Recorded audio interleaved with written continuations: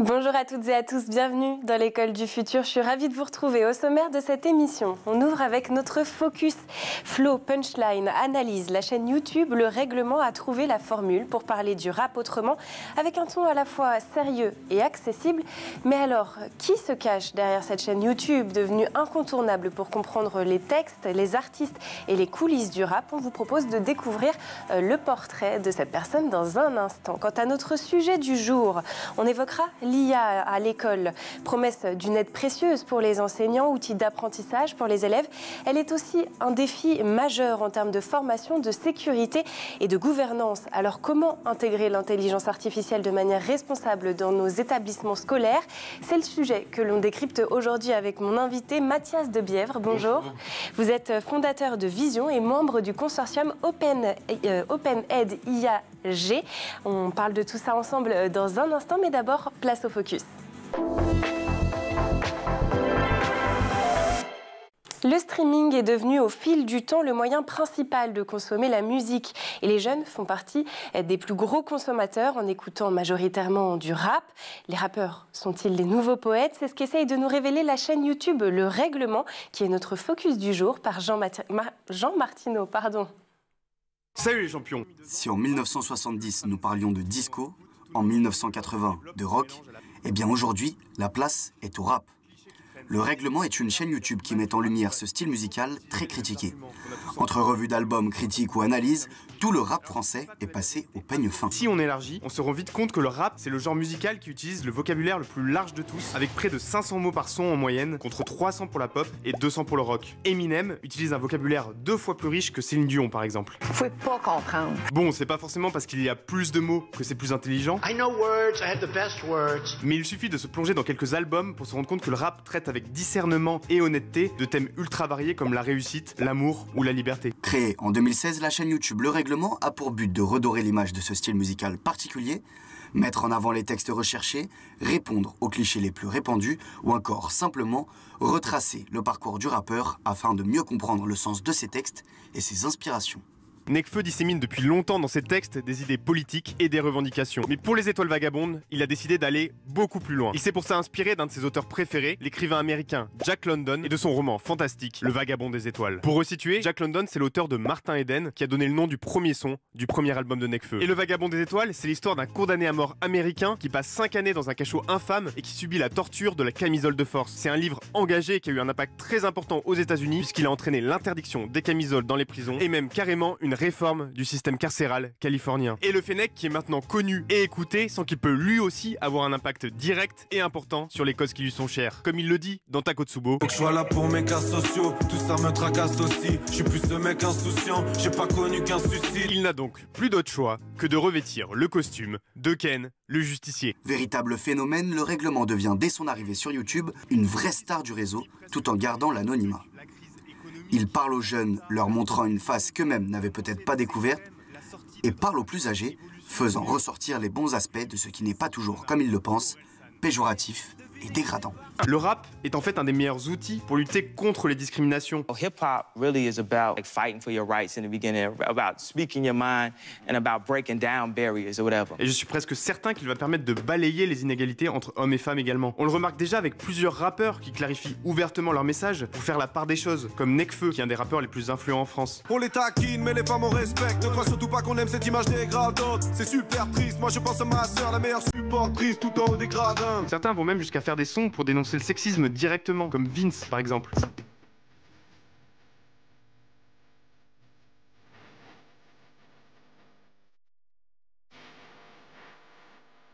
Après 8 ans et plus d'1 200 000 abonnés, Le Règlement laisse maintenant place à plus de créativité et à diversifier son contenu, délaissant les analyses. Mais le youtubeur persiste dans son envie de mettre en avant les bons aspects de ce qui est aujourd'hui le style musical le plus écouté en France. Ceux qui respectent le règlement ne les respectent pas correctement. Jamais l'école n'a été confrontée à autant de bouleversements technologiques. L'IA est déjà là, assistant pédagogique, outil de suivi, plateforme intelligente, alors que près de 30% des enseignants européens déclarent déjà utiliser des outils d'IA, avec 18% d'entre eux qui les utilisent de façon hebdomadaire ou régulière. Les questions se font nombreuses. Comment former les enseignants? Comment protéger les données des élèves? Et surtout, comment s'assurer que l'IA ne remplace pas l'accompagnement humain, mais qu'elle le renforce? Ce sont les questions auxquelles nous allons tenter de répondre dans la première partie du talk.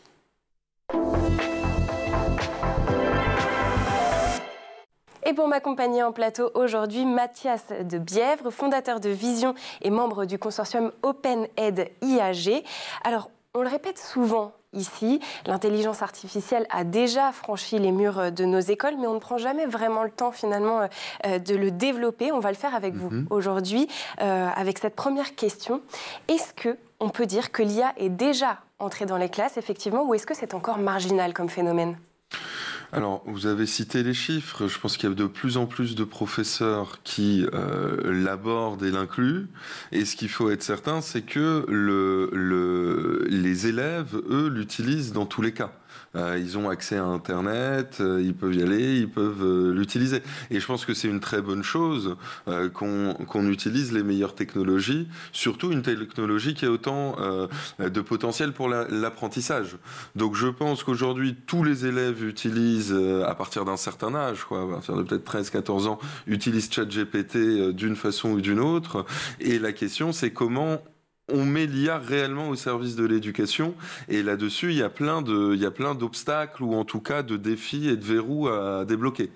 Quelles sont déjà aujourd'hui les applications les plus visibles dans les établissements scolaires? Vous parlez effectivement du côté des élèves de ChatGPT, mais du côté des enseignants, vous avez forcément des applications à base d'IA, mais qui ne sont peut-être moins connues du grand public. Moi, je pense que les applications un peu, entre guillemets, simples à faire, parce qu'on peut aller sur ChatGPT, on peut le faire, c'est d'entraîner les élèves à l'utiliser, de lui poser des questions sur le thème du moment, par exemple, sur la Révolution française, aider les gens à l'utiliser, l'utiliser comme un outil de recherche, et puis comme un outil de création. Moi, je le vois dans le supérieur, mais aussi dans le secondaire, que les professeurs encouragent dans des matières un peu plus créatives de faire appel aux différentes IA de création d'images, de création de vidéos, pour faire des spots télévisés, pour imaginer une pièce de théâtre, etc. Donc ça, c'est un peu les usages qu'on en fait. Pour les professeurs, ça c'est avec les élèves. Pour les professeurs, il va y avoir évidemment des questions de ce qui est étudié, c'est comment ça va m'aider à générer un cours, comment ça va m'aider à corriger une copie. Et là-dessus, finalement, c'est des usages qui sont beaucoup plus compliqués à mettre en place, parce que quand on va réellement le tester, et utiliser les IA telles quelles qu'on a en ligne, que ce soit le chat de Mistral ou ChatGPT ou Claude ou peu importe, eh bien, sur des choses très précises comme ça, il va y avoir très vite des limites, parce que il n'a pas accès à la bonne information, il va inventer des choses, il va pas bien analyser les documents qu'on lui donne ou pas dans le bon ordre, et donc il va inventer des choses qui finalement font plus perdre du temps qu'en gagner si on veut générer un cours ou corriger une copie. Et là-dessus, il y a beaucoup plus de travail, de préparation et d'intégration à faire pour que ça ait une vraie utilité. Alors justement, dans votre vision des choses, vous avez établi 3 priorités pour une bonne intégration de l'IA, que sont donc la formation des enseignants, bien évidemment, à ces outils dont on parle assez régulièrement ici, mais aussi l'infrastructure et aussi la gouvernance. Alors, quelle différence entre un usage individuel, justement, qu'on vient d'évoquer ensemble, c'est-à-dire un enseignant qui décide par ses propres moyens d'utiliser ChatGPT pour pouvoir créer ses cours, et une intégration institutionnelle de l'IA à l'école? En fait, pour comprendre ça, il faut mettre... D'un côté, on parle beaucoup de toutes les promesses et toutes les choses géniales qui peuvent se passer. On va personnaliser les cours, on va personnaliser les exercices. En fonction du niveau de l'élève, ça va lui poser les bonnes questions, ça va l'apprendre à apprendre, etc. Et en utilisant chacun d'entre nous l'intelligence artificielle, on voit bien le potentiel que ça peut avoir. Et ensuite, ça c'est un peu le discours et la promesse et tout le marketing autour. Et puis ensuite, il y a, pour le mettre réellement en œuvre, quelle préparation et quelle infrastructure est nécessaire. Et je prends un parallèle avec, par exemple, une bibliothèque. Une bibliothèque, il faut voir l'IA comme une super bibliothécaire. On va lui demander, elle va savoir, ah tiens, c'est tel livre et c'est tel passage de tel livre que tu recherches et qui peut t'aider. Sauf que pour que la bibliothécaire elle fasse bien son travail, il faut déjà qu'il y ait des livres. Et puis, il faut que les livres ils soient un peu classés. Si on a un tas de livres comme ça et puis ils sont pas classés, la bibliothécaire, elle peut prendre 10, 15 livres au début, chercher un peu, essayer de trouver quelque chose, mais elle va pas savoir quel livre chercher. Et donc c'est ça un peu le même problème qu'on a avec l'IA. Si on prend un exemple, je suis prof, je veux que ça m'aide à générer un cours. J'ai déjà des contenus pédagogiques. Donc ces contenus-là, ce sont des données sur comment le cours est structuré, quels sont le contenu de ce cours, les exercices que je veux faire, les exemples que j'ai. Et puis entre ces différents contenus, il y a quand même une hiérarchie. Donc celui-là est plus important que l'autre, il y a un programme, etc. Et puis si on va encore plus loin, il y a les exercices que les élèves ont faits. Donc pour savoir là où ils sont bons, moins bons, ce qui est très simple, moins simple pour eux, etc. Donc tout ça, c'est des données qui doivent être accédées et qui doivent être préparées pour qu'une IA réponde réellement aux enjeux. Donc si on ne fait pas ça, et qu'on donne un peu 2-3 contenus comme ça, l'IA va sortir quelque chose, mais tous ceux qui essayent voient très vite que elle comprend pas, elle peut inventer des choses, elle fait des choses qui sont incohérentes, et donc si on veut en faire un vrai usage, c'est limité et c'est limite impossible. Le seul moyen de le faire, c'est de bien préparer la donnée. Et pour ça, il y a des obstacles à surmonter sur l'accès, la protection, la préparation de ces données. Et ça, c'est des questions d'infrastructure, bien évidemment, derrière. Et il y a un véritable chantier à faire là-dessus. Vous insistez sur la question des données et de l'interopérabilité. Aujourd'hui, elles sont éparpillées, ces données, entre les logiciels de notes, les plateformes en ligne, les ENT. Vous parlez d'un véritable data space éducatif pour rassembler et sécuriser tout ça. Est-ce que vous pouvez nous expliquer en quoi ça consisterait, ce data space éducatif, et à quoi ça servirait pour un établissement scolaire ? Tout à fait. C'est ensuite de ce que je viens d'essayer d'expliquer, de dire une fois qu'on a ce constat qu'il faut d'une part la donnée, il faut y avoir accès. Il faut ensuite que cette donnée, elle soit expliquée, elle soit compréhensible par l'IA, de savoir ça, c'est un exercice sur des formules, ça, c'est un exemple de péripéties pendant la Révolution française. Il faut un peu les cadrer. Il faut qu'elles soient compréhensibles, il faut qu'elles soient accessibles. La problématique aujourd'hui, c'est que ces données, si je prends les contenus de cours, elles vont être dans des plateformes qu'on appelle LMS ou ENT, ou dans des drives, ou dans des fichiers un peu variés, et puis les données de l'élève aussi, elles vont être éclatées entre plein d'outils, comme vous venez de le dire. Le premier travail, ça va être d'aller voir où sont les données. Ensuite, il faut pouvoir y avoir accès, et là-dessus, c'est des négociations juridiques et des garanties, des conditions pour s'assurer que la donnée, elle est accédée uniquement pour un certain usage, uniquement par certaines personnes, uniquement avec l'autorisation ou l'information de la personne quand c'est des données personnelles, notamment des données personnelles d'élèves, de mineurs, etc. L'information des parents, le consentement des parents. Donc il y a finalement tout un tas de conditions pour qu'on y ait accès. Et une fois qu'on a le droit d'y accéder, les données, elles vont être dans des formats et dans des... Si on reprend l'exemple de la bibliothèque, dans des langues différentes et structurées différemment, donc il faut les mettre dans le même format. Et il faut pouvoir mettre ce qu'on appelle des métadonnées, c'est-à-dire des descriptions sur la donnée pour dire ça parle de ça, etc. Donc tout ça, aujourd'hui, si on voit les établissements qui se lancent réellement dans des expérimentations sérieuses dans l'IA, ça leur prend 80% de leur temps à préparer tout ça et à gérer tout ça. Et c'est Pourquoi aussi 80% des projets échouent? C'est parce qu'on n'a pas réussi à avoir accès, on n'a pas réussi à mettre au bon format. On va mettre énormément d'investissements pour transformer, gérer les contrats et le faire à chaque fois. Et donc c'est un grand blocage, un grand goulot d'étranglement. Le data space, ça vient de la stratégie européenne de la donnée, qui consiste à dire on va mettre en place des normes et des protocoles et des outils qui vont standardiser l'accès et la circulation des données. Et donc au lieu de passer des mois et des centaines de milliers d'euros à négocier, intégrer tout ça, on a une infrastructure, des composants qui automatisent et qui permettent d'automatiquement décrire la donnée, gérer les droits, gérer les contrats, vérifier qu'on a bien les autorisations et les mettre au bon format. Est-ce que ça veut aussi dire qu'une école doit créer son propre cloud, ou alors est-ce qu'elle peut toujours s'appuyer sur des solutions existantes? Elle peut, en fait, l'idée c'est de s'appuyer sur des solutions existantes. On va avoir, mais en fait le cloud, on va avoir par exemple certains les ENT sur des clouds de la région.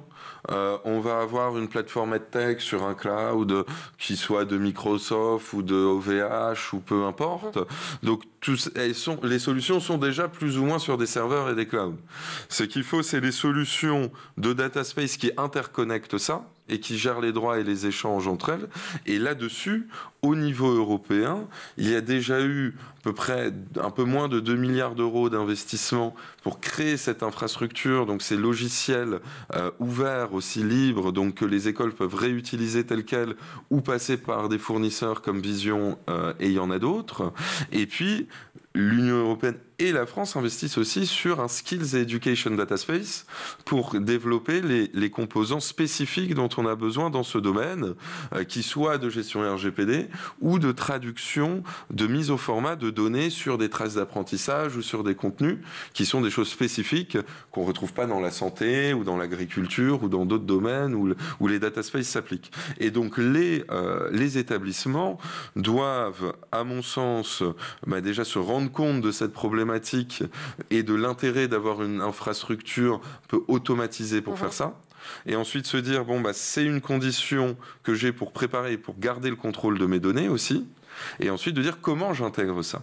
Et là-dessus, je vais avoir différentes options, de l'opérer moi-même, de passer par un fournisseur, de l'adapter. Il y a un travail, évidemment, de paramétrage du data space, mais le développement est déjà là. Et de toute façon, ce sera toujours plus rapide et efficace que de tout redévelopper soi-même ou de faire des accès, des formats un peu spécifiques et bricolés qui vont pas passer à l'échelle et qui vont pas permettre une vraie interconnexion des données. On comprend donc que l'intelligence artificielle, l'infrastructure, la formation des enseignants sont de nombreux défis qu'il faut encore relever pour intégrer l'intelligence artificielle à l'école. On va en continuer à en parler bien évidemment, mais seulement après avoir fait un petit tour du côté de la planète tech. Images et vidéos, c'est le meilleur d'Internet, c'est l'œil de Dylan Kohler.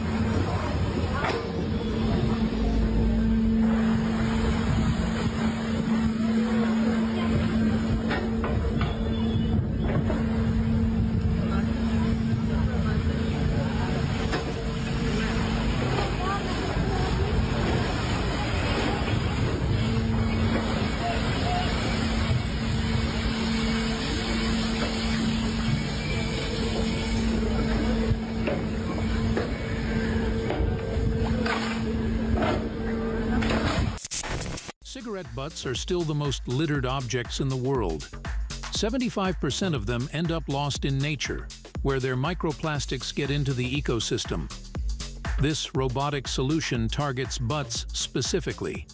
It uses AI vision to find its prey, and then vacuums them up.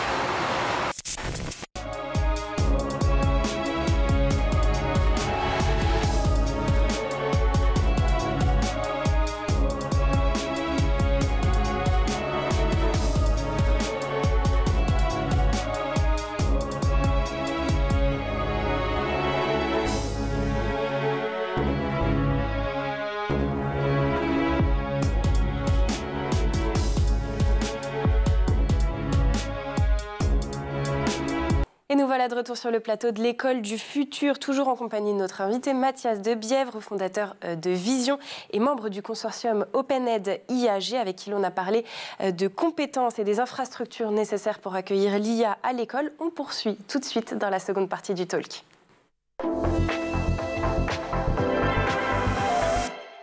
Alors, je le disais, dans la première partie, nous avons posé le cadre de ce que recouvre l'IA à l'école, les usages possibles, les défis de formation et l'infrastructure. Place maintenant aux questions de sécurité et de gouvernance qui sont au cœur de la confiance des familles et des enseignants. Avant ça, je voulais juste vous poser tout de même une petite question, puisqu'on évoquait, avant de partir en pause, le coût aussi que cela représente, bien évidemment, de mettre en place toutes ces infrastructures. Est-ce que, selon vous, aujourd'hui, les écoles ont les moyens de financer ce type d'infrastructure ? Oui. Il y a deux choses. Déjà, l'État et l'Union européenne a beaucoup investi pour construire l'infrastructure et qu'elle soit disponible et que la plupart des systèmes de l'État, par exemple des EdTech, etc., soient connectés. Donc il y a quelque chose qui est prêt à être utilisé, il n'y a plus à le redévelopper, à le refinancer.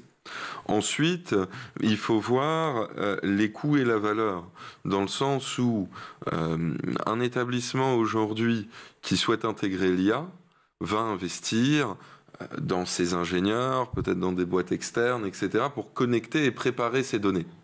Le coût, les préparations, par exemple, si on parle, ça prend à peu près 6 mois d'intégrer les données, etc., dans de l'IA et de les préparer avec 2 ingénieurs. Donc ça fait peut-être un salaire d'une année qui coûte donc peut-être être à peu près 60 000 euros, 70 000 euros. Avec le data space, on va être sur 2-3 jours d'intégration et ensuite des abonnements qui vont varier entre, je sais pas, 700, 3 000 euros par mois. Donc des coûts qui seront bien moindres que si on le faisait nous-mêmes et qu'on doit maintenir et qu'on doit avoir des autres et qu'on n'est pas vraiment au standard et qu'ensuite on doit connecter une autre base de données, on doit redupliquer le travail. Donc ça permet de grandes économies d'échelle. Alors derrière la question de l'infrastructure, on le disait, il y a aussi celle de la protection et de la sécurité des données, bien entendu, qui rejoint quelque part le sujet de la gouvernance qu'on va aborder juste après. Les données des élèves, les notes, absence, santé, parfois même vie familiale sont donc stockées dans ces systèmes. Est-ce que selon vous, il n'y a pas aussi un enjeu du côté des parents ? Vous l'avez évoqué rapidement en première partie d'émission, qui devraient donc ces parents pouvoir donner ou retirer leur consentement pour que les données de leurs enfants soient utilisées par un service d'IA, même si bien évidemment le RGPD prend déjà en charge quelques-unes de ces questions. Le RGPD le prend parfaitement en charge et l'IA Act aussi. Donc comment ça fonctionne aujourd'hui ? Déjà, si on part du RGPD, il faut qu'il y ait une base légale pour traiter la donnée. Pour une école, par exemple publique, si le ministère, l'académie, etc., décide que on va fournir un outil IA à tous les élèves pour les aider à apprendre, à réviser. Ça va rentrer dans le cadre de sa mission de service public. Et donc, il n'y a pas de consentement ou de retrait. On ne peut pas dire non, comme de la même façon qu'on ne peut pas dire non, je ne veux pas que les données personnelles de mon enfant soient utilisées pour lui attribuer des notes. On ne peut pas sortir de ça.